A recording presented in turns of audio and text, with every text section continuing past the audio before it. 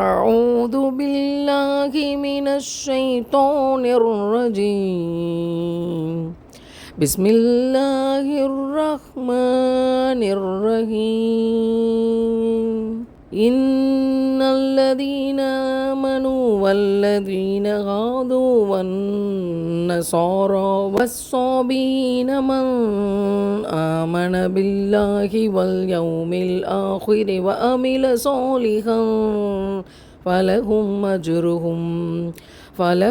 أجرهم عند ربهم ولا خوف عليهم ولا هم يحزنون.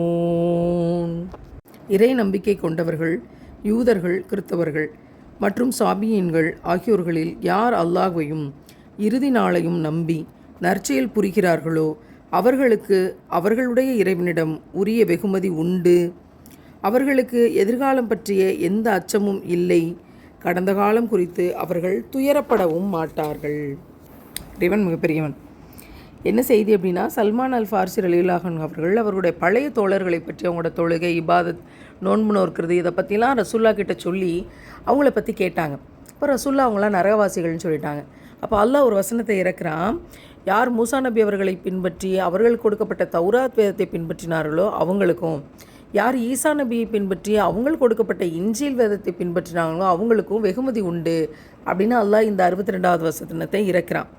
இப்னு Abbas ரலியல்லாஹு அன்ஹு சொல்கிறாங்க, அதற்கு பிறகு அத்தியாயம் 3 வசனம் 65 அல்லாஹ் இறக்குகிறான். இறக்கும்போது என்ன சொல்கிறான் அப்படின்னா, இஸ்லாம் அல்லாத வேறு எந்த மார்க்கத்தை யாரேனும் விரும்பினால் அது அவர்களிடமிருந்து ஒருபோதும் ஏற்கப்பட மாட்டாது என்ற வசனத்தை அல்லாஹ் இறக்கியதுக்கு பிறகு இந்த 62வது வசனம் காலாவதி ஆகிவிட்டது.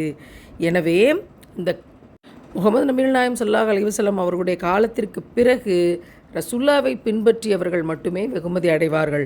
ஆனால் ரசூல்லாவுடைய காலத்திற்கு முன்பாக இருந்த மூசா நபி அவர்கள், ஈசா நபி அவர்கள், அவர்களுடைய காலத்தில் அந்த இறைத்தூதர்களை பின்பற்றியவர்கள், அதன்படி நடந்தவர்கள் ஒவ்வொருவரும் நேர்வழி பெற்றவராவார், அவர்கள் வெற்றியாளர் ஆவார்கள் என்று இதற்கான விளக்கத்தை தருகிறார்கள். சுபஹானல்லாஹ்.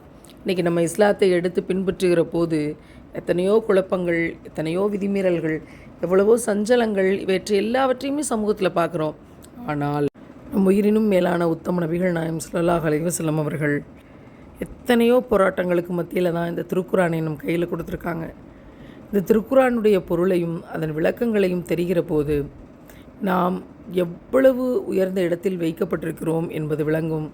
சுபஹானல்லாஹ். இந்த வெளிச்சத்தை இறைவன் நம் யாவருக்கும் தந்தருள்வானாக.